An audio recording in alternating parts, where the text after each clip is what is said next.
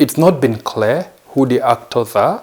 They had never claimed the attacks. Usually when such incidences happen, you see actors claiming that they are the ones who did it. Now, the federal government has indicated that it believes it's the indigenous people of Biafra that is behind it. Now, the IPOB, indigenous people of Biafra, have come out to say, no, we are not the one that are behind it.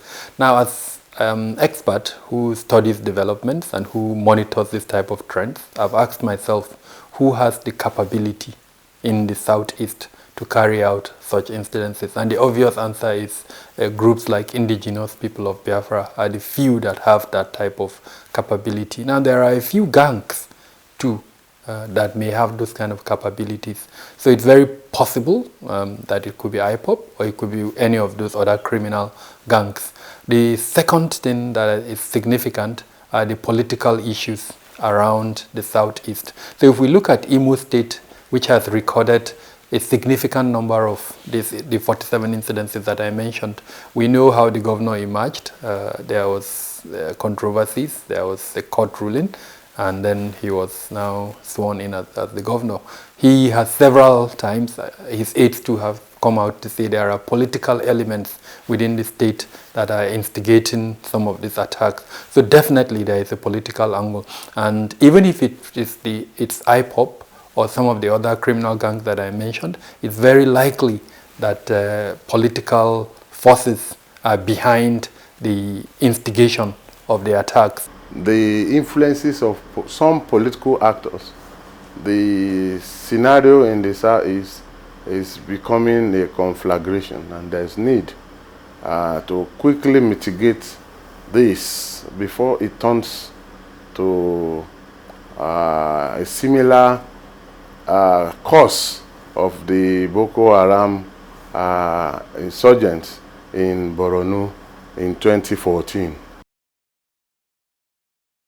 Particularly in the northeast, Borno, and some of the other adjoining states came up as a result of some politicians agitating that the Niger Delta Development Commission, that kind of model, should be extended to the northeast to mitigate the problems of youth restiveness.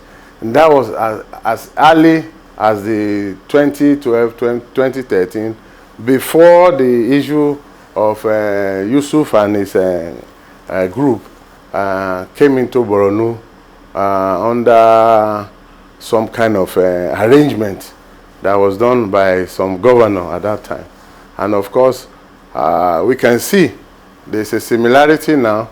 We see a lot of concessions going on, banditry being rewarded, kidnappers being rewarded, and then those who feel aggrieved about what is happening right now in the Southeast are most likely the ones responsible for what is going on. On the other hand, we see some unseen hands of political clashes between some political actors, especially in Imo, that used to be a very, very peaceful state in the Southeast, has all of a sudden become a battle zone.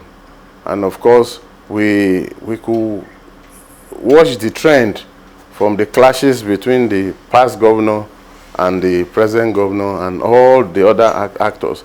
It looks as if the situation is other actors are beginning to join, and other interest groups are beginning to join. In the 2023 elections, there is a lot of feelings within the Southeast that the 2023 should be given to a Southeastern candidate. Now, there is a theory that suggests that perhaps this is a means to extract attention from the Nigerian state. In other words, a continuation of this type of attack would force the central government to sit down with key players in the Southeast, and through that process, perhaps as out of a concession or some form of compromise, agree that the two dominant political parties, PDP and APC, should give the presidential ticket to someone from the southeast. So irrespective of how you look at it, there is most likely a political angle to the attacks. You weaken the security infrastructure in the region, and then preparatory to a launch of whatever objective that you want to do. So if it's a secessionist angle that I discussed earlier on, weaken the security infrastructure in the southeast, and then after they've weakened it, they will now launch perhaps a bid to secede from Nigeria. If it's the political angle, like I mentioned, it could be a prelude to some form of demand forcing the Nigerian state, the federal government in particular, and the state governors to sit down in some form of political discussion and agree that presidential ticket for 2023 should go to the southeast. Now, if it's the criminal angle, use the weapons that they are stealing from the police to continue to attack locations. So we could see an increase in attack on banks, as an example. We could see on other prominent individuals that have, the financial resources in the southeast.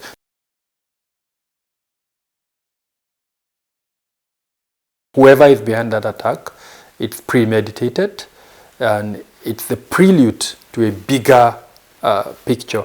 The only difference is that in the case of the Northeast, they were clear.